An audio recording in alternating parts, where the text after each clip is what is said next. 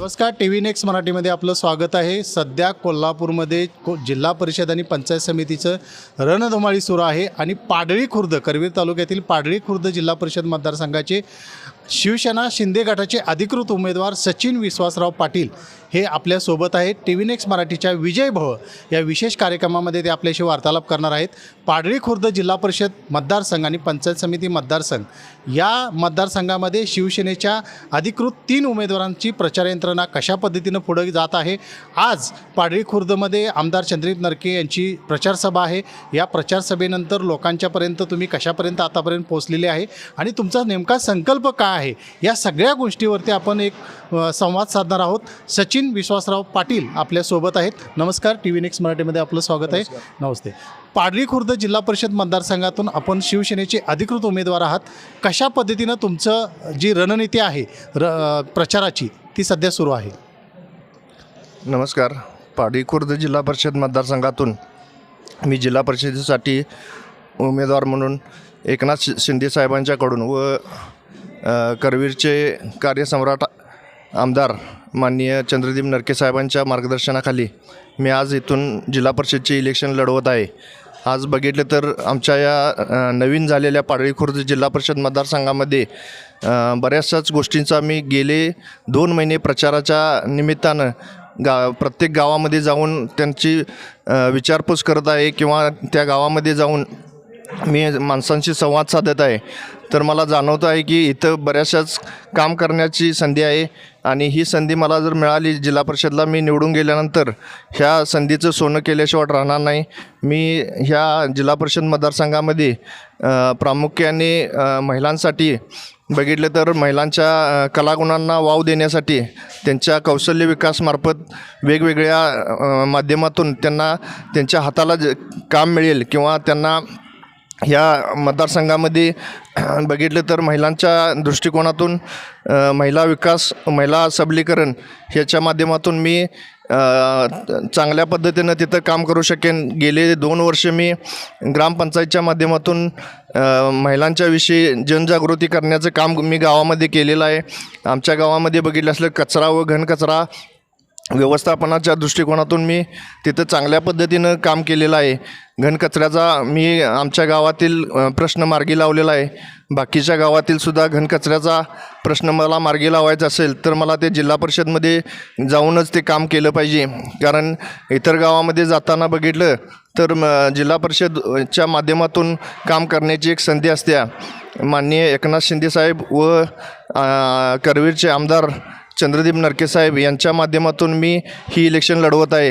नरके साहेबांच्या माध्यमातून गेल्या 2-3 वर्षामध्ये आम्ही तिथे जवळजवळ 45 लाख रुपयेचा निधी साहेबांच्याकडून मंजूर करून गावातील अंतर्गत रस्ते व गटर्स याच्यासाठी आम्ही त्याचा उपयोग करून घेतला। मुलांसाठी व्यायामच्या दृष्टिकोनातून आम्ही ग्राउंडवरती तिथं व्यायामचे साहित्य बसवले।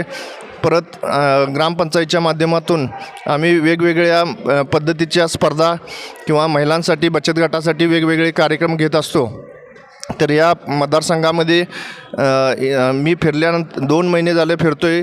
तर फिरत असताना मला चांगला लोकांचा प्रतिसाद मिळत आहे व लोक मला चांगल्या पद्धतीनं उत्स्फूर्तपणे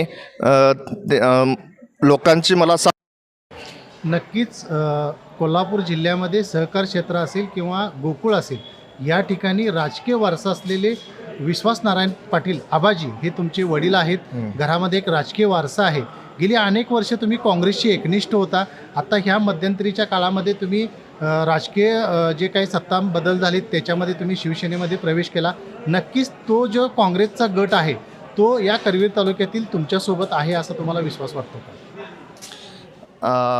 आता अलीकडेच करवीरमध्ये जो काँग्रेसचा गट तुम्ही म्हणताय हा माननीय स्वर्गीय PN साहेबांच्या माध्यमातून करवीरमध्ये काँग्रेस हे चांगल्या पद्धतीनं रुजलेलं होतं। पण अलीकडच्या काळामध्ये काँग्रेसमध्ये दुफळी पडून PN साहेबांचे सुपुत्र माननीय राहुल पाटील हिने वेगळी भूमिका घेऊन राष्ट्रवादीत प्रवेश केला।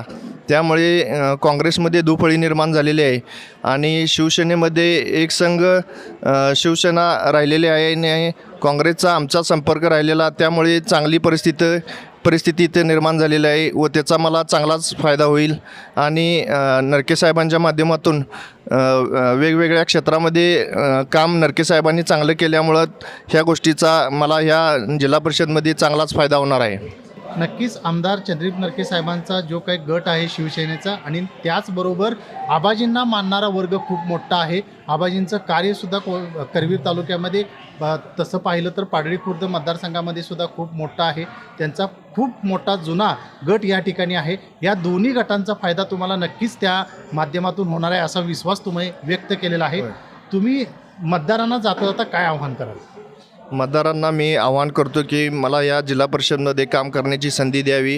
ह्या संधीचं मी नक्कीच सोनं करीन, कारण प्रशासनामध्ये गेले 2 वर्ष मी ग्रामपंचायतच्या माध्यमातून काम करताना मला प्रशासनाचा अनुभव चांगल्या पद्धतीनं आलेला आहे आणि या अनुभवाच्या जोरावरती मी जिल्हा परिषदमध्ये जाऊन चांगल्या पद्धतीनं निधी खेचून आणण्याचं काम ह्या पाडळी खुर्द जिल्हा परिषद मतदारसंघासाठी करणार आहे. आणि मतदारसंघामध्ये विविध विकास कामांची मार्गी लावण्यासाठी मी नरके साहेब व आबाईंच्या माध्यमातून मी इथं निधी चांगल्या पद्धतीने खेचून आणू शकतो आणि मतदारांनी मला चांगल्या पद्धतीने मतदान करून तिथं जाऊन काम करण्याची एक संधी द्यावी हीच मी विनंती करतो. नक्कीच आता जिल्हा परिषद मतदारसंघाच्या पार्श्वभूमीवर आबाजींनी शिवसेनेमध्ये प्रवेश केला. या प्रवेशामध्ये जी चर्चा जिल्ह्यामध्ये चर्चेली गेली त्याच्यामध्ये असा विषय समोर आला की विरोधकांच्याकडून की मुलाच्या भवितव्यासाठी, राजकीय भवितव्यासाठी आबाजींनी शिवधनुष्य हाती घेतला. हे तितकंच सत्य आहे का? नाही, तसं काय नाही आहे. इथली राजकीय परिस्थिती बदलल्यामुळे हा निर्णय आम्ही घेतलेला आहे. जी परिस्थिती राष्ट्रवादी काँग्रेस असेल, काँग्रेस शिवसेना असेल, या ठिकाणी काँग्रेसचं संख्याबळ मोठं होतं. PN साहेबांच्या निधनानंतर त्यांचे चिरंजीव राहुल पाटील यांनी राष्ट्रवादीमध्ये प्रवेश केला. राष्ट्रवादीमध्ये प्रवेश केल्यानंतर जे काँग्रेसचे मुळातले जे ज्येष्ठ नेते आहेत विश्वास नारायण आबाजी हे धर्मसंकटात पडले की आपण काँग्रेससोबत जायचं की पुढच्या काही गोष्टी करायच्या. या अनुषंगानं आत्ता सध्याच्या राजकीय परिस्थितीमध्ये शिवसेनेला एक चांगलं या ठिकाणी वातावरण आहे आणि योग्य निर्णय त्यांनी त्या पद्धतीनं घेतलेला आहे.